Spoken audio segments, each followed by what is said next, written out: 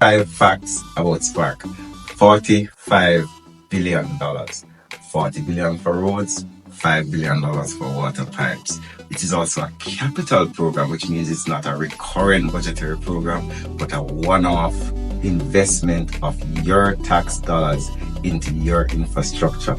Spark was also consultative. We went to all constituencies and engaged with your neighbors, and you chose the roads that we're going to fix. It's going to start this year. By November, we'll be fixing roads in all constituencies, almost in every region of the island.